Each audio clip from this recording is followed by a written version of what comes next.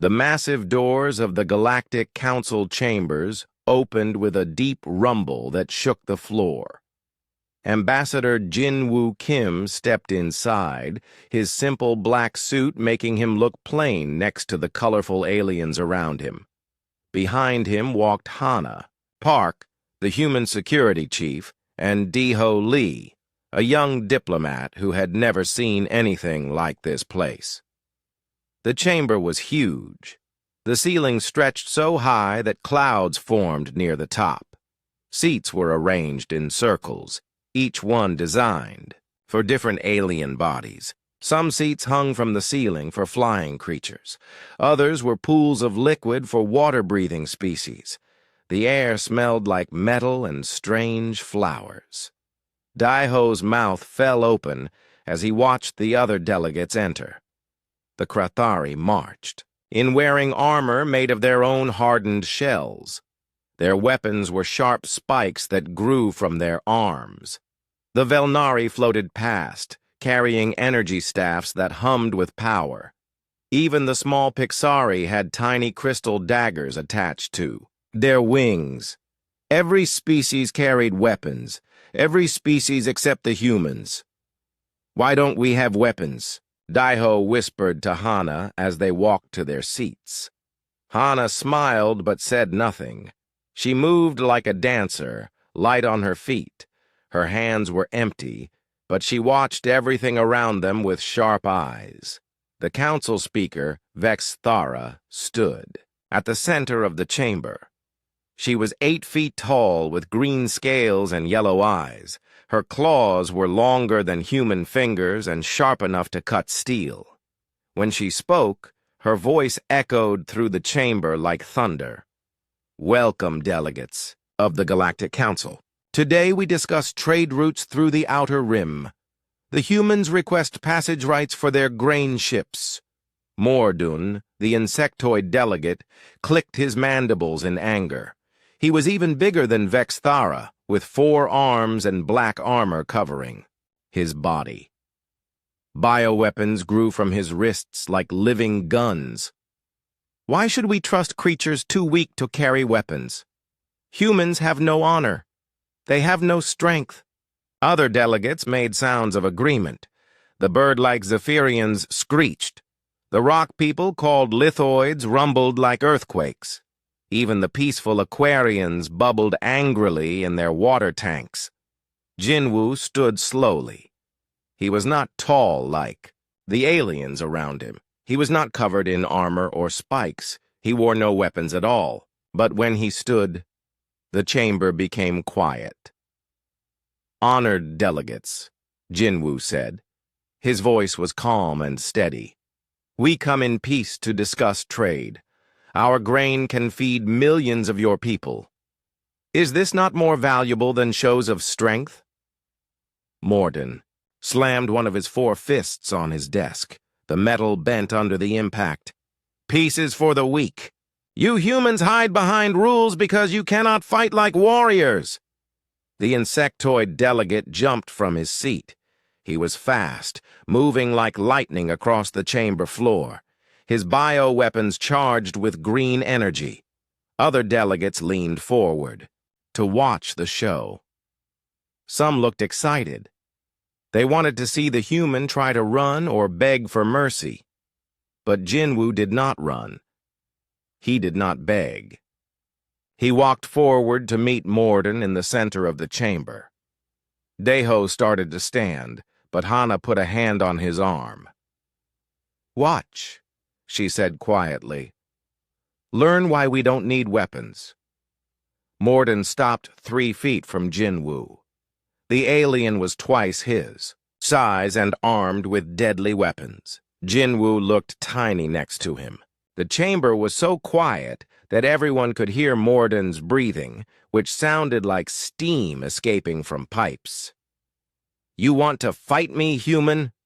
Mordun hissed. Green saliva dripped from his mandibles. "I will tear you apart with my bare claws." Jinwoo smiled. It was not a scared smile or a mean smile. It was the smile of someone who knew a secret. "Fight you? I don't want to fight anyone. I want to discuss grain shipments. He reached out slowly and placed his hand on Mordoon's arm. The alien's armor was hard and cold under his palm. Tell me, friend, how many of your people go hungry each cycle? How many young ones cry for food while their parents work in the deep mines? Morden jerked back like he had been burned, his weapons powered down. His mandibles stopped clicking. For a moment he looked confused. Your homeworld is in the scorch zone, Jinwoo continued, still speaking in that calm voice. The soil won't grow food anymore. Your people are proud warriors. But even warriors need to eat. We can help. The giant insectoid took another step back. His 4 arms trembled slightly. You know about the hunger? We know many things, Jinwoo said. We know your people have been hungry for 10 cycles. We know you attack merchant ships not for sport, but for food. We know your young ones are smaller than they should be because they don't get enough nutrition. Morden's weapons folded back into his arms. He looked around the chamber as if seeing it for the first time. Other delegates watched with wide eyes or other organs they used for seeing. How do you know this? Morden whispered. Because we listen, Jinwoo said. Because we watch. Because we care about more than just ourselves. He gestured to the empty space where weapons should be. We don't carry weapons because we don't need them. Every problem has a solution that doesn't involve violence. Every enemy can become a friend if you understand what they really need. Morden sat down heavily in his chair. The metal groaned under his weight. My people. They are proud. We cannot beg for help. You're not begging, Jinwoo said. You're trading. We need safe passage for our ships. You need food for your people. This is business between equals. The chamber remained silent as Jinwoo walked back to his seat. Daiho stared at him with new eyes. The young diplomat had seen something impossible. A small, unarmed human had faced down one of the galaxy's most feared warriors without throwing a punch or firing a shot. Vexathara cleared her throat. Her claws tapped against her podium. The human proposal is interesting. Shall we discuss terms? Morden nodded slowly. Yes. Let us discuss terms. As the formal negotiations began, Daiho leaned over to Hana. How did he do that? How did Ambassador Jinwoo make Morden back down without fighting? Hana watched Jinwoo calmly reviewing documents at his desk. That's why we're the only species allowed to be disarmed in council chambers. We don't need weapons to be dangerous. Sometimes the most powerful weapon is simply understanding what someone else needs. Daiho looked around the chamber at all the aliens with their spikes and claws and energy weapons. Then he looked at the 3 humans sitting quietly with empty hands and open minds. For the first time, he began to understand why the other species feared them. 3 days had passed since the grain trade agreement. The human delegation stayed on Nexus 7 station to finish the paperwork. Daiho spent his time in the station's library, reading about other species and their cultures. He wanted to understand how Ambassador Jinwoo knew so much about everyone. Su-Yung Choi found him there on the 3rd morning. She was the team's xenobiologist, a small woman with kind eyes who studied alien life forms. She carried data tablets under her arm and looked tired. Daiho, have you seen the ambassador? She asked. Zactel wants to meet with our delegation. Daiho looked up from his reading. Zactel? The bird delegate? What does he want? Cultural exchange, he says. But Kyungmin thinks it's something else. Kyungmin Yoon was their historical archivist. He kept records of everything that happened during council meetings. He was also the only human who had access to the station's old files. If he was worried, there was usually a good reason. They found Jinwoo and Hana in the human quarters. The ambassador was drinking tea and reading reports. Hana was doing some kind of exercise that looked like slow dancing but felt dangerous to watch. Zaktel wants to demonstrate avian combat techniques, Kyungmin explained when they gathered around the table. He says it's to share cultures between our species. But I've been reading about him. He's young for a delegate. He wants to prove himself. Jinwoo set down his teacup. Prove himself how? By showing that humans aren't really dangerous. He thinks what happened with Morden was just talk. He wants to test us. Hana stopped her exercise. She moved to the window and looked out at the stars. What kind of test? Combat demonstration. His warriors against our people. He says it will be educational for both sides. Soo-young frowned. That sounds like a trap. It is, Jinwoo said calmly. But we can't refuse without looking weak. Other delegates are watching to see how we handle this. I'll do it, Hana offered. I'm security chief. It's my job. No, Soo-young said suddenly. Everyone looked at her in surprise. She was usually quiet during meetings. I'll do it. I study alien biology. I know how they move, how they think, and they'll underestimate me because I'm small. Jinwoo studied her face. Are you sure? Avian warriors are fast and strong. They fight in 3 dimensions. Soo-young smiled. So do I. The combat dome was in the station's recreation section. It was a large sphere with artificial gravity that could be adjusted. The walls were covered in soft material to prevent serious injury. Usually, young aliens came here to play games or practice fighting. Today, hundreds of delegates came to watch. Word had spread through the station that humans would demonstrate their combat skills. Many aliens had never seen humans fight before. They were curious and excited. Zaktel waited in the center of the dome. He was 7 feet tall with golden feathers and sharp talons. His wings were folded against his back, but Daeho could see they were huge when spread. 3 other avian warriors stood with him. They all looked confident and ready. Welcome, human friends, Zaktel said when the delegation arrived. Today we will show each other our fighting traditions. My warriors will demonstrate the ancient art of sky combat. Then your warrior will show us human techniques. He looked at Soo-young, and his eyes showed surprise. She was barely 5 feet tall and wore simple clothes. She looked like she had never been in a fight in her life. This is your warrior? One of the other avians asked. He made a sound that might have been laughter. I'm not a warrior, Soo-young said politely. I'm a scientist, but I'll be happy to participate in your cultural exchange. The dome's gravity changed. Suddenly, everyone felt lighter, like they could jump higher and fall slower. This was perfect for flying creatures. The avians spread their wings and took to the air with grace and speed. Soo-young stayed on the ground. She closed her eyes and took 3 deep breaths. When she opened them again, she looked different, more focused, more aware. Begin, Zaktel called out.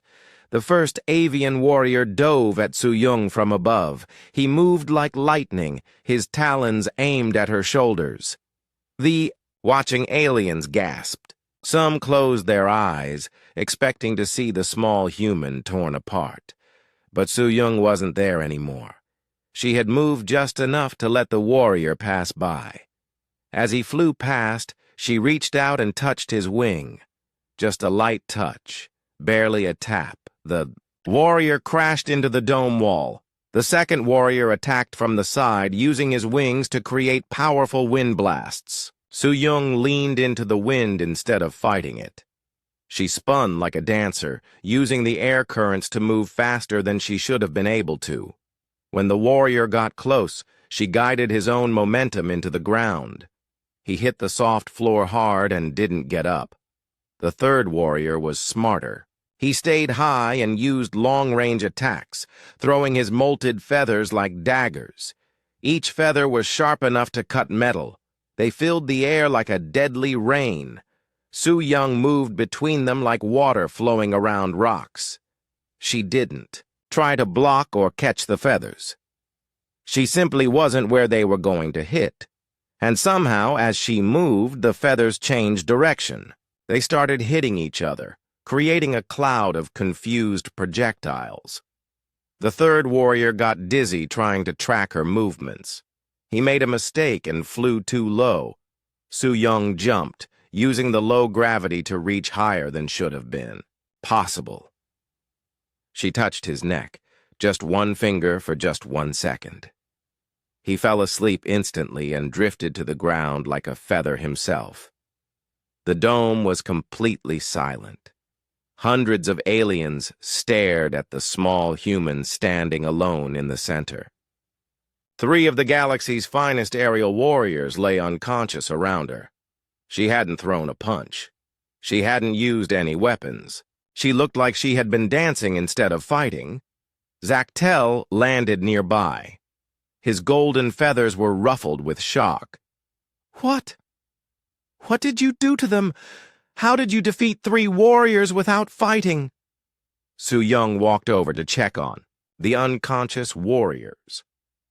They were breathing normally and didn't seem hurt. "I didn't fight them. I just helped them fight themselves." "I don't understand. Your first warrior was moving too fast to change direction. I just gave him a tiny push, in the wrong way. Your second warrior was using his own wind against me, so I used it against him instead. Your third warrior made himself dizzy by flying in circles." She gestured to the fallen avians. "They defeated themselves. I just helped it happen a little faster." Daeho watched from the observation area as medical teams checked the warriors.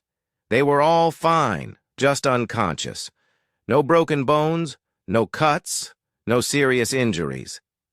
It was like they had simply fallen asleep during the fight. "How did she do that last thing?" he asked Hana. "She just touched him and he went to sleep." "Pressure points," Hana explained. Su-young knows exactly where to touch every alien species to affect their nervous systems. She could have killed them just as easily, but she chose to make them sleep instead. Kyung-min was writing notes in his tablet. "This is why other species fear us. We don't just know how to hurt people.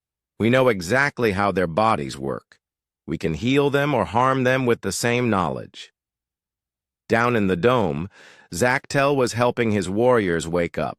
They looked embarrassed and confused. None of them could explain how they had lost so completely. "You said you're not a warrior," Zactel said to Su-young, "but you fight better than anyone I've ever seen." "I told you the truth. I'm a scientist. I study how bodies work, how physics works, how everything in the universe connects to everything else. Fighting is just applied science." She helped one of the warriors stand up. He was wobbly but not hurt. "Your people are beautiful flyers. You understand the air better than any species in the galaxy, but you think of fighting as something separate from flying. Humans don't see the difference. Everything is connected." Zactel looked around the dome at all the watching delegates. Many of them were making notes or whispering to each other. The young avian had wanted to show that humans were weak. Instead, he had shown everyone exactly why humans were dangerous. "I understand now," he said quietly. "You don't carry weapons because you don't need them. You can turn anything into a weapon, even the air itself." Su-young smiled. "Now you're starting to understand. But we prefer to turn things into tools for helping instead of hurting." It's more interesting that way. As the crowd dispersed, Deho realized something important. The other species didn't make humans give up their weapons because they were weak. They did it because humans with weapons would be too powerful to stop. But even without weapons, humans were still the most dangerous species in the galaxy. They just chose not to act like it. Taeyong Shin couldn't sleep. The young council member had watched Su-young's demonstration 3 times on the security recordings. Each time he understood less about what had actually happened. How could someone defeat 3 trained warriors without really fighting them? He made his way to the station's archive center in the middle of the night cycle. The corridors were empty except for maintenance robots. Most aliens were sleeping or resting in whatever way their species required. The archive center was always open, but rarely visited during rest periods. He found an unexpected person already there. Minji Song sat at one of the research terminals, reading through old files. She was an elderly human woman with gray hair and tired eyes. Taeyong had seen her with the human delegation but didn't know what her job was. "Excuse me," he said politely. "I didn't expect anyone else to be here." Minji looked up from her screen. "Young Counselor Shin, isn't it? You're from the Harmony Coalition. What brings you to the archives at this hour?"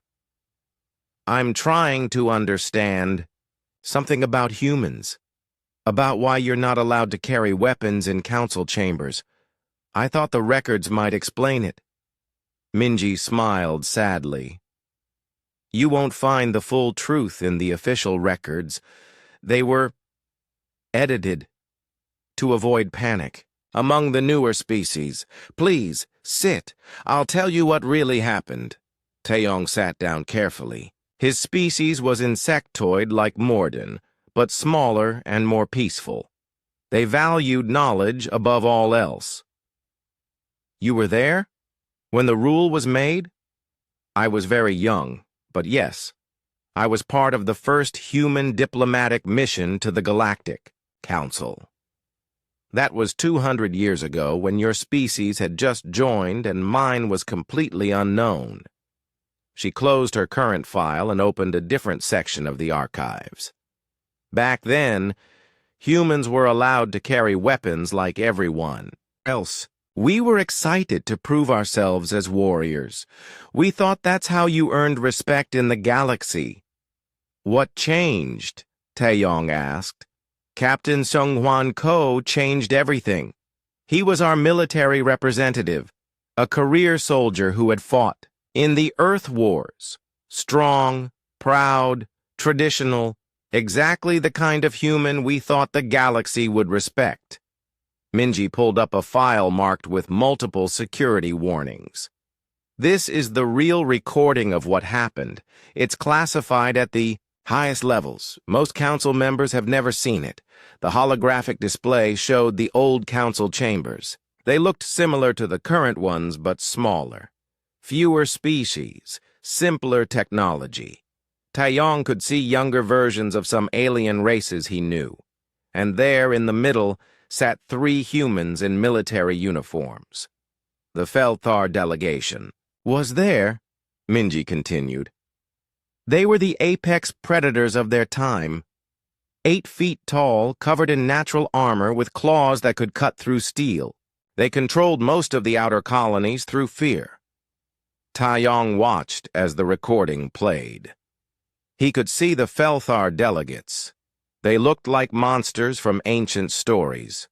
Their leader was massive even compared to his own warriors. When he spoke, other species flinched. "The trade dispute was simple," Minji explained. "The Felthar wanted exclusive rights to mine asteroids in human space. When we refused, their leader insulted Captain Ko, called him a soft-skinned weakling, and challenged him to combat. On the recording, the Felthar leader stood and roared.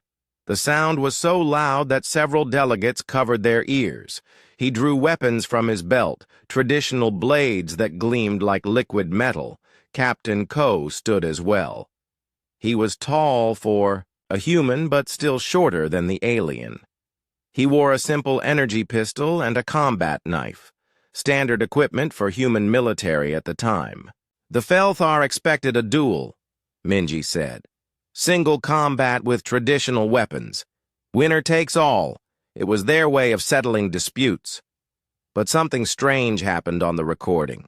Captain Ko didn't draw his weapons.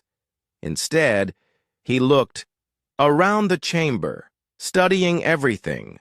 The walls, the ceiling, the other delegates, the furniture, like he was making calculations in his head. The Felthar leader got impatient, Minji narrated. He charged. What happened next was impossible to follow in real time. The massive alien warrior moved like lightning, his claws aimed at the human's throat. But Captain Ko wasn't there when the claws arrived. He had moved just slightly, just enough. As the Felthar stumbled past, Ko grabbed a ceremonial water pitcher from a nearby table. He threw it not at the alien, but at the chamber's acoustic panel on the wall. The pitcher shattered, creating a sound like thunder that echoed through the room in a specific pattern. The Felthar leader howled and grabbed his head. His species had sensitive hearing. The acoustic echo was like a sonic weapon to him. How? Did Ko know about their hearing? Taeyong asked. He studied them. Humans always study their opponents before fighting. We learn weaknesses, patterns, anything that might help. The recording continued. The wounded Felthar called for his warriors. 6 more aliens rushed into the chamber, all armed with energy weapons and blades. They surrounded the single human. Captain Ko still hadn't drawn his own weapons. Instead, he adjusted something on his uniform, a small device that controlled personal gravity fields. Every delegate had one to help them move in the station's artificial gravity. When the Felthar fired their energy weapons, Ko was already moving. But he wasn't just dodging. He was using the gravity device to alter his mass and momentum in ways that shouldn't have been possible. He bounced off walls like a rubber ball, spun in midair like a dancer, and landed where no one expected him to be. The energy blasts that missed him hit other things, Minji pointed out. The walls, the ceiling, other equipment. Ko had positioned himself so their own weapons would damage the chamber's systems. The lights began to flicker. The air recycling system made strange noises. The artificial gravity started fluctuating randomly. The Felthar warriors found themselves suddenly heavy, then light, then heavy again. They couldn't aim properly. Captain Ko grabbed a chair, not to hit anyone with it, but to wedge it against a control panel. The panel cracked, and suddenly the chamber's temperature began to rise rapidly. Felthar are cold-blooded, Minji explained. Too much heat makes them sluggish. The alien warriors were getting slower and clumsier. Their energy weapons overheated and shut down automatically. Their heavy armor became a burden instead of protection. Ko finally drew his combat knife, but not to stab anyone. He used it to pry open an access panel. Sparks flew out, and suddenly the chamber's communication system began broadcasting the fight to the entire station. He wanted everyone to see what happened next, Minji said quietly. With the Felthar weakened by heat and gravity changes, Captain Ko did something that shocked everyone watching. He helped them. He adjusted their armor to help them cool down. He steadied them when the gravity fluctuated. He even offered them water from his personal supply. I don't understand, Taeyong said. He defeated them, then helped them. That's what made it so terrifying. He could have killed them all easily. Instead, he showed mercy. He demonstrated that he had complete control over the situation from the beginning. The recording showed the Felthar leader, exhausted and confused, asking Ko how he had done it. The human's answer was simple and frightening. I studied this chamber for 3 days before the meeting. I know how every system works, what every panel controls, how sound travels, where the weak points are. I know the biology and psychology of every species present. You brought weapons to fight me, but I turned the entire room into my weapon. Minji paused the recording. That was the moment everything changed. The other delegates realized they had never seen anything like human tactics before. Every other species fought with weapons and strength. Humans fought with knowledge and environment. What happened to the Felthar? Taeyong asked. They became humanity's greatest allies. Captain Ko's mercy impressed them more than his victory. But the other species, they were terrified. She showed him the emergency council session that happened immediately after the fight. Delegate after delegate spoke about the need to contain human potential, not because humans were evil, but because they were too adaptable, too creative, too dangerous with weapons. The disarmament rule wasn't meant as an insult, Minji said. It was a compromise. Humans could stay in the council, but only if we agreed to give up traditional weapons.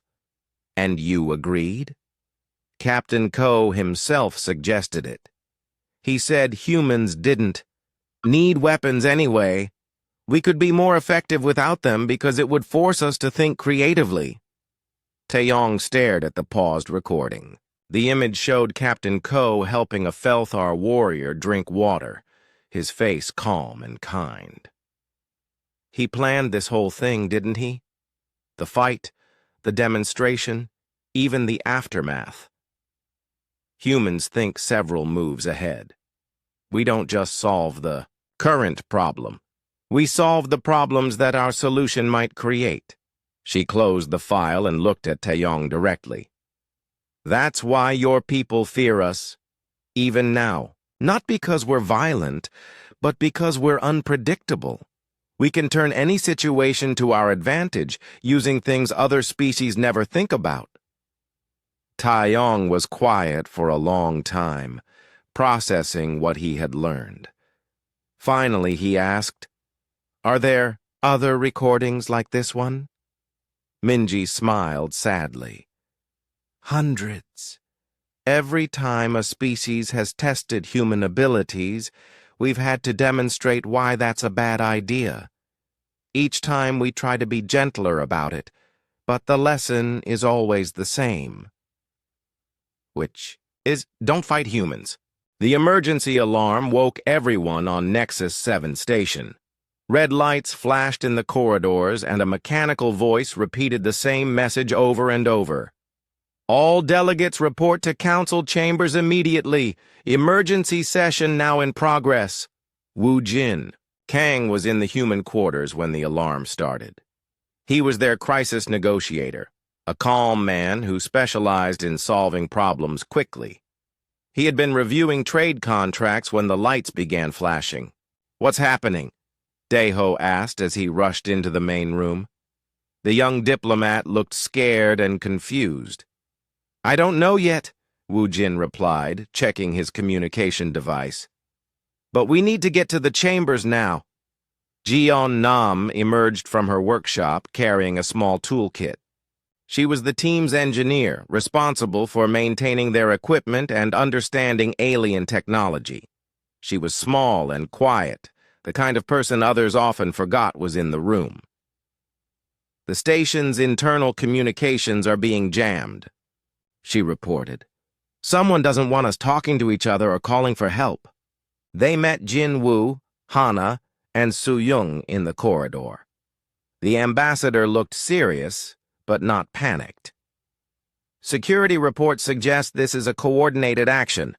Multiple groups moving through the station simultaneously."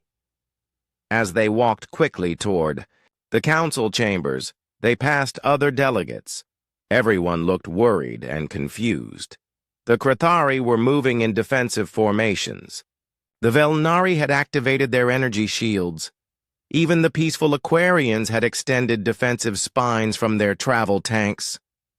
This feels wrong, Hana muttered. Too organized to be random violence. Someone planned this carefully. When they reached the council chambers, armed figures in black armor were directing delegates to their seats. The armor was unmarked, but Wu Jin recognized the design. It belonged to Velkarn's militant faction, a group that believed the galaxy should be ruled by the strongest species. Velkarn himself stood at the speaker's podium. He was a Nexarian, a species that looked like living metal with glowing red eyes. His natural armor was thicker than most, and his voice sounded like grinding machinery. "Honored delegates," Velkarn announced. "Today, the galaxy takes a new direction. For too long, we have been guided by weakness and false peace. No more." His soldiers had positioned themselves around the chamber. They carried advanced energy weapons and moved with military precision. Wu Jin counted at least 30 of them, all heavily armed and well-trained. "The humans have corrupted our council with their soft words and trickery," Velkarn continued. "They pretend to be peaceful while plotting to control us all. Today, we end their influence forever." The human delegation was forced to sit in the center of the chamber, surrounded by soldiers. Other delegates watched nervously from their seats. Some looked angry, others frightened. A few seemed to support what was happening. "You studied our methods," Jinwu said calmly. "You came prepared." Velkarn's red eyes glowed brighter. "Oh yes, Ambassador. We learned from the Felthar's mistakes. We studied your Captain Ko's victory. We know how humans fight." He gestured to the chamber around them. "Every loose object has been removed or secured. The acoustic panels have been replaced with sound dampeners. The gravity controls are locked. The temperature is regulated. Even the air composition is monitored." Wu Jin looked around carefully. The militant leader was right. The chamber had been stripped of anything that could be used as an improvised weapon. The walls were covered with special materials that would absorb sound instead of reflecting it. Even their chairs were bolted to the floor. "You cannot turn our weapons against us," Velkarn continued, "because we are using sonic disruptors that prevent coordination. You cannot use the environment against us because we control every system. You cannot escape because we have sealed all exits." One of his soldiers brought him a data tablet. "Sir, the station's communication array is under our control. No messages are getting in or out." "Excellent." Velkarn turned back to the delegates. "Now we will vote on humanity's expulsion from the Council. Any species that refuses to vote will be considered enemies of the new order." Several delegates shifted nervously in their seats. The Krithari delegation whispered among themselves. The Velnari's energy shields flickered with uncertainty. Even Mordun looked uncomfortable with the situation. "This is illegal," Vexathara protested. The council speaker's claws scraped against her podium. "You have no authority to force such a vote." "Authority comes from strength," Velkarn replied. "And today, we are the strongest." Wu Jin caught Jinwu's eye and nodded slightly. The ambassador understood. As the crisis negotiator, Wu Jin would try to buy time while the others looked for opportunities. "You're making a mistake," Wu Jin said, standing slowly. "The other species won't follow you if you use force. Fear only works for so long. Sit down, human." One of the soldiers pointed his weapon at Wu Jin. "You have no power here." But Wu Jin remained standing. "You studied Captain Ko's tactics, but you missed the most important lesson. He didn't win because he was stronger or smarter. He won because he understood what his opponents really wanted." "We want you gone," Velkarn snarled. "No," Wu Jin said gently. "You want respect. You want to be seen as strong and important. But this isn't how you get that." While Wu Jin spoke, Ji-yeon was working quietly at her seat. Her toolkit contained instruments for maintaining human equipment, but she had studied alien technology extensively. Her fingers moved carefully over a small device that looked like a standard atmospheric monitor. "You're right that we can't use weapons against you," Wu Jin continued. "You're right that we can't turn your weapons against each other. You've thought of everything. Then you admit defeat?" "I admit that you've been very thorough, but you made one assumption that might be wrong." Velkarn's eyes narrowed. "What assumption?" "You assumed we need to fight you at all." Ji-yeon finished her work on the atmospheric device and whispered something to Hana. The security chief nodded almost invisibly and began taking slow, deep breaths. She passed the signal to Su-young, who passed it to Jinwoo, who passed it to Daeho. "What are you talking about?" Velkarn demanded. Wu Jin smiled. "You control the air composition, but do you understand what that means? Air isn't just oxygen and nitrogen. It contains dozens of trace gases in very specific proportions. Change those proportions slightly and interesting things happen. Our monitors would detect any dangerous changes." "Oh, this isn't dangerous. Not exactly." Wu Jin's voice was still calm and friendly. "Tell me, have you ever experienced nitrogen narcosis? It's what happens to deep-sea divers when they breathe too much nitrogen. They become very relaxed and happy. Some people call it rapture of the deep." One of the soldiers near the door swayed slightly on his feet. Another one blinked repeatedly, like he was having trouble focusing. "What have you done?" Velkarn roared. "Our engineer is very good with atmospheric systems," Wu Jin explained. "She didn't add anything dangerous to the air. She just adjusted the existing gases to create a mild euphoric effect. Like being slightly drunk, but without the alcohol." More soldiers were showing signs of impairment. Their weapons drooped in their hands. Some of them sat down without orders. A few started laughing for no reason. "The effect is harmless," Wu Jin continued, "but it makes it very hard to stay angry or focused. Humans train for this kind of thing. We know how to control our breathing to avoid the worst effects. But your soldiers—" Velkarn himself was beginning to sway. His red eyes had lost their angry glow. This is impossible. We planned for everything. You planned for us to fight back. You never considered that we might just wait for you, to defeat yourselves." The militant leader tried to raise his weapon, but his movements were slow and clumsy. "Soldiers, arrest the humans." But his soldiers were in no condition to arrest anyone. Some were sitting on the floor giggling. Others were staring at the ceiling with wonder. A few had simply fallen asleep standing up. Ji-yeon stood up carefully, still controlling the atmospheric mix. "The effect will wear off in about an hour. No permanent damage, no side effects. They'll just wake up with mild headaches." One by one, Velkarn's soldiers collapsed peacefully. They looked like they were having pleasant dreams. Even their leader finally sat down heavily, his weapon clattering to the floor. "How?"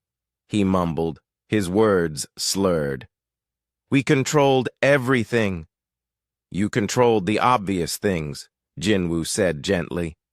"But humans see connections other species miss. You locked down the weapons and the environment, but you forgot that the air itself could be a tool." Hana moved to secure the fallen weapons, while Su-young checked on the unconscious soldiers. They were all breathing normally and seemed comfortable. "The irony," Wu Jin said to the sleeping Velkarn, "is that this proves exactly why humans don't need weapons. We can win without hurting anyone, without destroying anything, without creating enemies. We just help people defeat themselves peacefully." Vexathara, stood at her podium looking shocked. "How did you know this would work?" "We didn't," Jiyeon admitted. "But we knew something would work. Humans are good at adapting to unexpected situations. Security teams from other species began arriving to take the unconscious militants into custody. The crisis was over without a single shot being fired or a single injury inflicted. As they carried Velkarn away, the militant leader was still mumbling, "Impossible! We planned everything. How did they?" The emergency council session was called for the next day. Every delegate on Nexus 7 station was required to attend. Word of Velkarn's failed coup had spread through the galaxy overnight. Some species were demanding explanations. Others wanted to understand how humans had defeated armed militants without violence. Hyunwoo Jang arrived on the morning transport. He was the Supreme Council mediator, called in only for the most serious situations. He was an older human with white hair and kind eyes, but everyone knew his reputation. When Hyunwoo mediated a dispute, it stayed settled. "This is unprecedented," he said as he met with the human delegation before the session. "A militant coup, defeated by atmospheric manipulation. The galaxy is asking questions we've never had to answer before." "What kind of questions?" Daeho asked. The young diplomat had learned more about humanity in the past week than in his entire previous career. Whether humans are too dangerous to remain in the council. Whether the disarmament rule is enough. Some species are suggesting we need additional restrictions. Yoonji Lim spoke up from the corner of the room. She was the team's philosopher, a quiet woman who usually observed more than she participated. Perhaps it's time to tell them the complete truth. Everyone turned to look at her. Yoonji rarely spoke during meetings, but when she did, her words carried weight. "The truth about what?" Jinwoo asked. "About why we're really here. About what humanity's role in the galaxy is supposed to be." Hyunwoo studied her face carefully. "You think they're ready for that conversation?" "After what happened yesterday, they're going to demand it whether we think they're ready or not." The council chambers were packed when the session began. Every seat was filled and additional delegates watched from observation galleries. Representatives from species that rarely left their homeworlds had made the journey to Nexus 7. The air was thick with tension and curiosity. Vexthara called the session to order. Her claws clicked nervously against her podium. "We are here to discuss yesterday's events and their implications for Council security. Supreme Mediator Jang will oversee these proceedings." Hyunwoo stood slowly. He looked around the chamber, making eye contact with delegates from every species present. "Honored friends, we have reached a moment that was always inevitable. The time has come to discuss humanity's true relationship with this council." Murmurs rippled through the chamber. Several delegates leaned forward in their seats. For 200 years, we have maintained a comfortable fiction. You have told yourselves that humans are disarmed because we are dangerous with weapons. We have allowed you to believe this because it was simpler than the truth. Mordun, the insectoid, delegate who had challenged Jinwoo days earlier, raised one of his forearms. "What is the truth, then?" Hyunwoo gestured to Eunji. "I think our philosopher should explain. She understands it better than any of us." Yoonji walked to the center of the chamber. She looked small and fragile compared to the massive aliens around her, but her voice was clear and strong. "The truth is that we're not disarmed because we're dangerous with weapons. We're disarmed because we don't need weapons to be dangerous. But more importantly, we don't want to be dangerous at all." She turned slowly, addressing different sections of the chamber. "Every species here thinks in terms of tools and technology. You create weapons to solve problems. You build bigger guns, sharper claws, stronger armor. You think strength comes from what you carry. And humans think differently? Asked Zactel, the young avian delegate. Humans see the entire universe as our toolkit. We don't need to carry weapons because everything around us can become a weapon if necessary. But we prefer to turn those same things into tools for helping instead of hurting. She gestured to a nearby water fountain. That fountain could be a weapon. The water could be turned to steam to blind opponents. The metal could be shaped into projectiles. The pumping mechanism could be overloaded to create an explosion. Several delegates shifted uncomfortably in their seats. But we would rather use it to provide clean water to delegates who are thirsty. The same knowledge that could destroy can also heal, help, and build. Taeyong Shin, the young council member who had learned the truth from Minji, stood up. But surely there are limits to this ability. You can't turn anything into a weapon. Yunji smiled sadly. Would you like a demonstration? The chamber fell silent. After yesterday's events, no one wanted to test human capabilities again. I'll use words instead of actions, Yunji continued. You, Counselor Shin, are an insectoid species with a distributed nervous system. If I were to describe to you in mathematical detail how your own neural pathways function, and then present you with a logical paradox that exploited the recursive loops in your thought processes, I could cause a temporary shutdown of your consciousness. Taeyong's compound eyes widened. You could kill me with words? I could incapacitate you with concepts, but I would never do such a thing because it would cause you distress and serve no useful purpose. She turned to address the entire chamber. This is what makes humans different. We don't just know how to hurt people. We understand exactly how everything works, how everything connects to everything else. We could use that knowledge to dominate the galaxy. Then why don't you? The question came from an ancient delegate of the crystalline lithoid species. His voice sounded like wind through mountains. Because domination is boring, Yunji said, simply. It's much more interesting to help people solve their own problems. It's more challenging to build than to destroy. It's more rewarding to make friends than to defeat enemies. Hyunwoo stepped forward. This is why the disarmament rule exists. Not to protect you from our weapons, but to protect you from our potential. When humans carry traditional weapons, we tend to think in traditional ways. When we're forced to be creative, we become truly dangerous. But also truly helpful, Yunji added.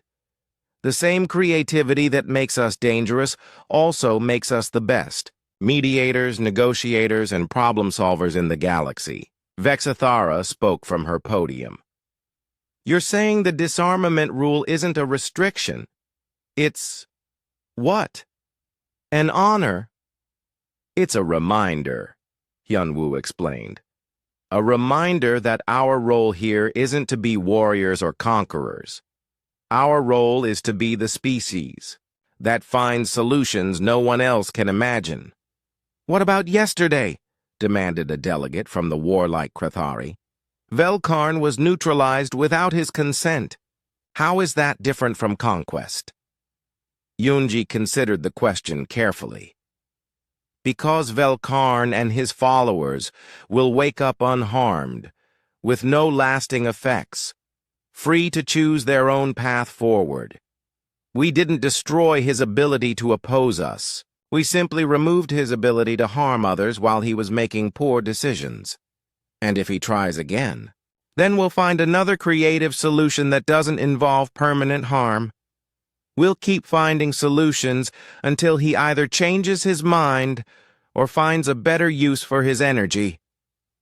Mordun clicked his mandibles thoughtfully. You're saying humans are powerful enough to rule the galaxy, but you choose not to. We're saying humans are smart enough to know that ruling the galaxy would be a terrible job, Yunji replied with a small smile. Much better to help everyone rule themselves well.